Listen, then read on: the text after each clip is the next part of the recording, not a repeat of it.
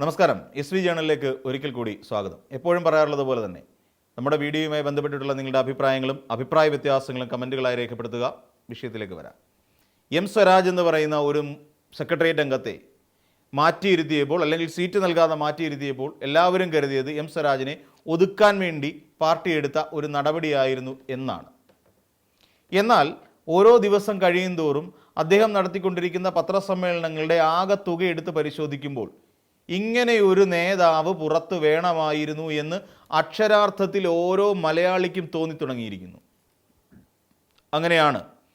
കാരണം ഇങ്ങനെയൊരു നേതാവ് പുറത്തുണ്ടാവണം. ഒരു തെരഞ്ഞെടുപ്പ് ക്രമത്തെ അട്ടിമറിക്കുന്നതിൽ നിന്നും ഒഴിവാക്കി നിർത്താനും ജനങ്ങളിലേക്ക് വസ്തുതാപരമായ കാര്യങ്ങൾ എത്തിക്കുന്നതിനും വേണ്ടിയിട്ട് ശക്തനായ വാക്കുകൾ കൊണ്ട്, അറിവുകൾ കൊണ്ട് ഏത് രീതിയിലും ജനങ്ങളിലേക്ക് കാര്യങ്ങൾ എത്തിക്കാൻ ശേഷിയുള്ള ഒരു നേതാവ് പുറത്തു വേണമായിരുന്നു എന്നുള്ളതാണ്. അത് യാഥാർത്ഥ്യമാണ് എന്ന് അദ്ദേഹം തെളിയിച്ചുകൊണ്ടേയിരിക്കുകയാണ്. ആ ഒരു പാർട്ടിയുടെ തീരുമാനം അക്ഷരം പ്രതി ശരിയാണ് എന്ന് വരുത്തി തീർക്കുകയാണ് അദ്ദേഹത്തിൻ്റെ ഓരോ ദിവസത്തെ പത്രസമ്മേളനങ്ങൾ എടുത്ത് പരിശോധിക്കുമ്പോഴും. കഴിഞ്ഞ ദിവസമാണ് വിക്ടർ യൂഗോയുടെ പാവങ്ങളുമായി ബന്ധപ്പെട്ടുകൊണ്ട് അദ്ദേഹം ശവം തൂക്ക് എന്ന് പറയുന്ന ഒരു പ്രയോഗം നടത്തിയത്. അത് എന്തിൻ്റെ പിൻബലത്തിലാണ് എന്ന് നമുക്കറിയാം. അതായത് വിക്ടർ യൂഗോ ആ ഒരു കഥാപാത്രത്തെ സൃഷ്ടിക്കുന്ന സമയത്ത് എന്താണ് ചിന്തിച്ചത്? ഒരു വളരെ ലോകത്തിലേക്കും വെച്ച് ഏറ്റവും മോശക്കാരനായ ഒരു കഥാപാത്രത്തെയാണ് സൃഷ്ടിക്കേണ്ടത്. കള്ളൻ എന്ന് പറഞ്ഞിട്ടും കാര്യമില്ല. അപ്പോൾ അങ്ങനെ ഒരു മോശക്കാരനായ കഥാപാത്രത്തെ സൃഷ്ടിക്കണമെങ്കിൽ ആ കഥാപാത്രം മരിച്ചു കിടക്കുന്ന ശവത്തിൽ നിന്ന് പോലും മോഷ്ടിക്കാൻ ധൈര്യമുള്ള, മോഷ്ടിക്കുന്നതിന് മനസാക്ഷി കുത്തി യാതൊന്നുമില്ലാത്ത ഒരാളായിരിക്കണമെന്ന് വിക്ടർ യൂഗോ തീരുമാനിച്ചു. അങ്ങനെയാണ് ആ കഥാപാത്രത്തെ സൃഷ്ടിച്ചെടുത്തത് എന്ന് പറയുന്നു.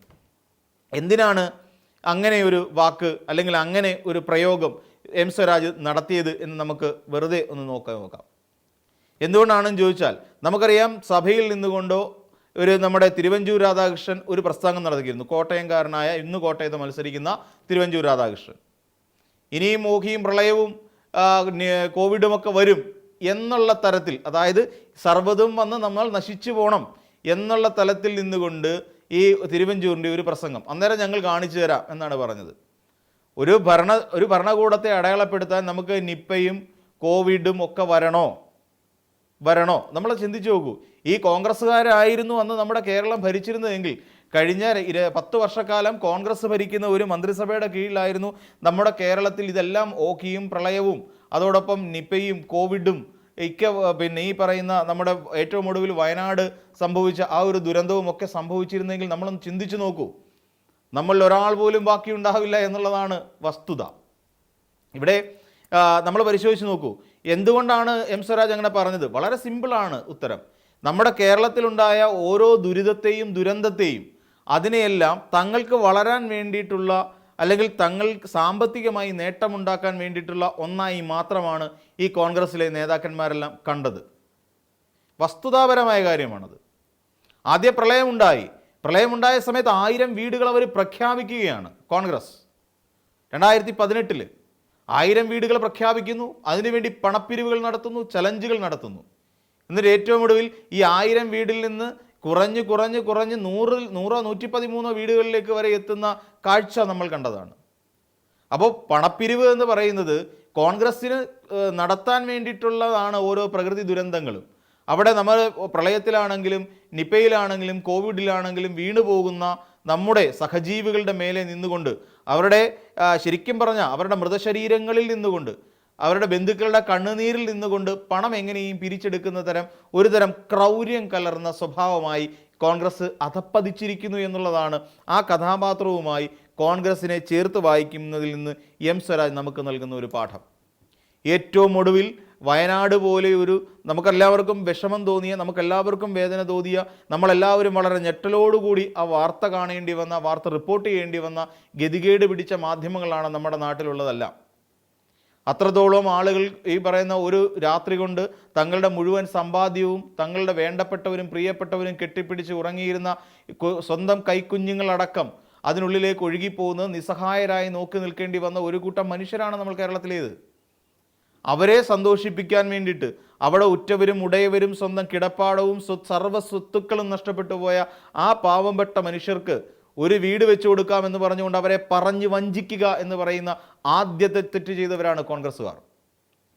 എന്നിട്ട് അതിൻ്റെ പേരിൽ പണം പിരിച്ചു, ഞങ്ങൾ നിങ്ങൾക്ക് വീട് വെച്ച് തരാം എന്ന് അവരോട് നിങ്ങൾ ആവശ്യപ്പെടുകയായിരുന്നു. അല്ലാതെ കോൺഗ്രസിൻ്റെ KPCC ഇന്ദിരാഭവനിൽ, അതായത് ഈ KPCC ആസ്ഥാനത്തേക്ക് ഒരാൾ പോലും കാല് പിടിച്ച് ചെന്നില്ല. പ്രിയപ്പെട്ട അന്ന് ഉണ്ടായിരുന്ന KPCC അധ്യക്ഷന്മാരുടെ ഒരുത്തൻ്റെ കാല് പിടിക്കാനായിട്ട് ഒരു വയനാടുകാരും പോയിട്ടില്ല. ഞങ്ങൾക്ക് വീട് വെച്ച് തരുമോ സർ എന്ന് ചോദിച്ചിട്ട്. നിങ്ങളാണ്, കോൺഗ്രസ്സുകാരാണ് പറഞ്ഞത്, നിങ്ങൾക്ക് ഞങ്ങൾ വീട് വെച്ച് തരും. വയനാടിൻ്റെ പ്രിയപ്പെട്ട MP ആയ രാഹുൽ ഗാന്ധി ഇന്ന് കേരളം നീളെ നാട് നീളെ നിരങ്ങി പ്രസംഗിക്കുകയാണല്ലോ, ഇവിടെ കോൺഗ്രസും CPM ഉം BJPയും സഖ്യമുണ്ടാക്കുന്നു എന്ന്.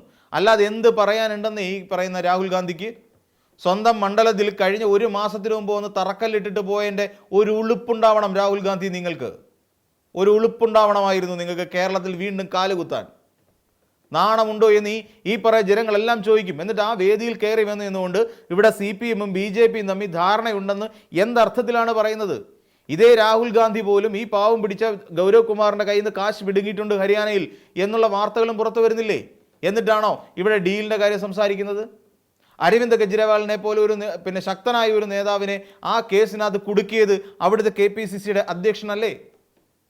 അത് കോൺഗ്രസ് പാർട്ടി അല്ലേ? PCCയുടെ അധ്യക്ഷനായിരുന്നല്ലോ ഡൽഹി കോൺഗ്രസ് പാർട്ടിയുടെ. എന്നിട്ടെന്താ അവിടെ എന്താണ് ഡീലല്ലേ നടന്നത്?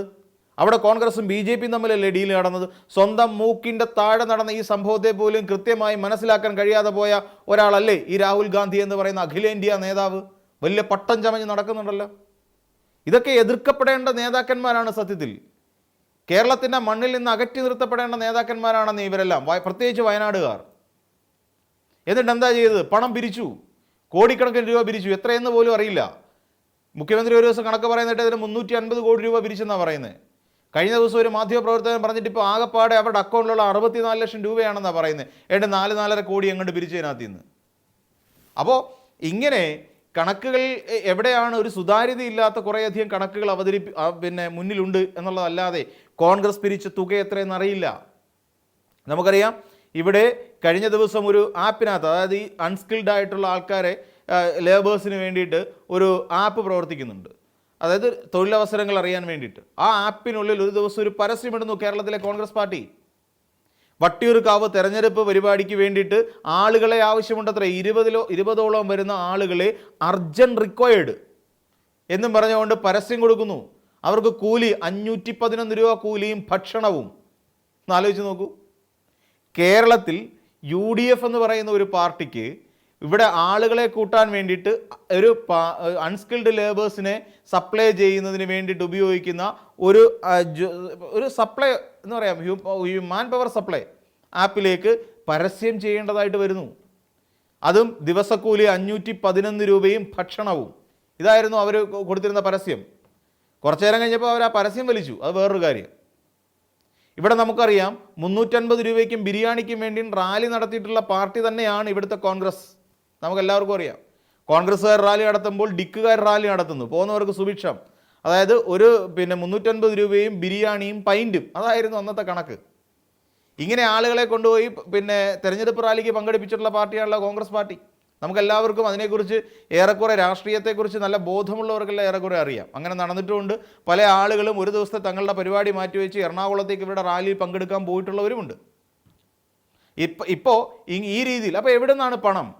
കഴിഞ്ഞ ഈ തെരഞ്ഞെടുപ്പിന് മുന്നോടിയായി അതേ KC വേണുഗോപാൽ തന്നെ പറഞ്ഞത്, ബാക്കി എല്ലാവരും ചിരണ്ടുമ്പോൾ ഞങ്ങൾ ചിരട്ടയെങ്കിലും ചിരണ്ടി എന്തെങ്കിലും ചെയ്തോട്ടെ എന്നാണ് പറഞ്ഞത്. അതിൻ്റെ അർത്ഥം എന്താ? ഞങ്ങളുടെ കയ്യിൽ പണമില്ല എന്നാണ് പറയുന്നത്. പക്ഷേ ഇന്ന് ഓരോ UDF സ്ഥാനാർത്ഥിയുടെയും പേരിൽ ഇവിടെ ധാരാളമായി പണം പമ്പ് ചെയ്യപ്പെട്ടുകൊണ്ടിരിക്കുന്നു. എവിടെ നിന്നാണ് ഈ പണം വരുന്നത്?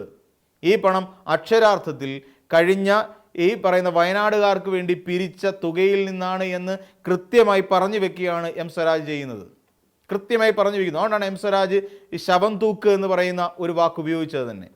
ആ പാവപ്പെട്ടവർക്ക് വീട് വെച്ചു കൊടുക്കാൻ വേണ്ടിയിട്ട് പിരിച്ചെടുത്തു എന്ന് പറയുന്ന തുക അവർ തെരഞ്ഞെടുപ്പ് ആവശ്യങ്ങൾക്ക് വേണ്ടിയിട്ട് വിനിയോഗിക്കുന്നു.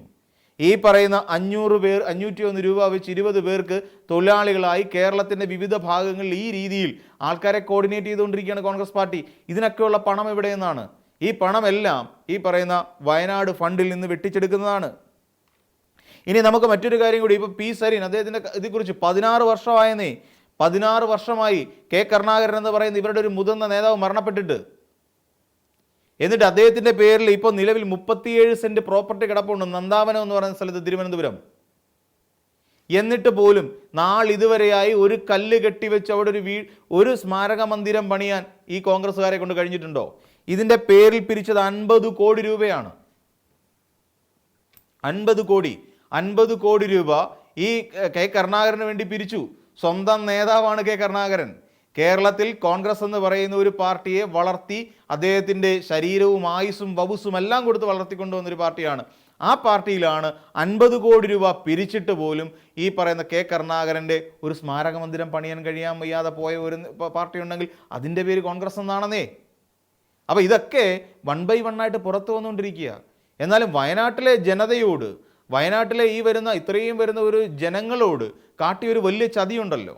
അവരുടെ പ്രിയപ്പെട്ടവരുടെ ഉറങ്ങിക്കിടക്കുന്ന പ്രിയപ്പെട്ടവരുടെ ശരീരത്തിന് മുകളിൽ നിന്നുകൊണ്ടാണ് കോൺഗ്രസ്സുകാർ ഈ പണം പിരിച്ചത്. 230 വീടുകളായിരുന്നു അവർ വാഗ്ദാനം ചെയ്തത്.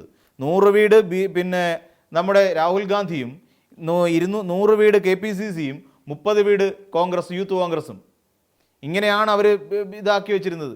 എന്നിട്ട് ഇപ്പോൾ ഒരു ഉളുപ്പുമില്ലാതെ പറയുകയാണ് VD സതീശൻ അവിടെ പണി നടന്നുകൊണ്ടിരിക്കുകയാണെന്ന്. എവിടെ? വയനാട്ടിൽ കുന്നമ്പറ്റ എന്ന് പറയുന്ന മേപ്പാടി ഗ്രാമപഞ്ചായത്തിലെ കുന്നമ്പറ്റ എന്ന് പറയുന്ന സ്ഥലത്ത് അവിടെ ഒരുത്തൻ പോലും കയറിയിട്ടില്ല എന്നുള്ള കാര്യം അവിടെ നിന്ന് വ്യക്തമല്ലേ? എത്രയധികം മാധ്യമപ്രവർത്തകരാണെന്ന് അവിടെ പോയിട്ട് വാർത്ത ചെയ്തത്. ഒരു മാസം കഴിയുന്നു. ഈ ഒരു മാസത്തിനിടയ്ക്ക് ഒരു കല്ലിൻ്റെ മുകളിൽ മറ്റൊരു കല്ല് പോലും എടുത്തു വെക്കാൻ ആവതില്ലാത്തവരാണ് കോൺഗ്രസ് എന്ന് പറയുന്ന നേതൃത്വം, കോൺഗ്രസ് പാർട്ടി. അപ്പോൾ സ്വാഭാവികമായിട്ടും പണം പിരിച്ചില്ല എന്നുള്ളത് കള്ളത്തരമാണ്. പണം പിരിച്ചിട്ടുണ്ട്, ആവശ്യത്തിൽ കൂടുതൽ പണം പിരിച്ചിട്ടുണ്ട്. എന്നിട്ട് ഈ പണമൊക്കെ ആരുടെ അക്കൗണ്ടിലേക്ക് പോയി അതാണ് അറിയേണ്ടത്. അല്ലെങ്കിൽ എവിടേക്കാണ് ഇത് പമ്പ് ചെയ്ത് കൊടുത്തത്? ഈ പണം അത്രയും പണം ചെലവായിട്ടുണ്ട് എന്നുള്ള കാര്യത്തിൽ യാതൊരു സംശയവുമില്ല.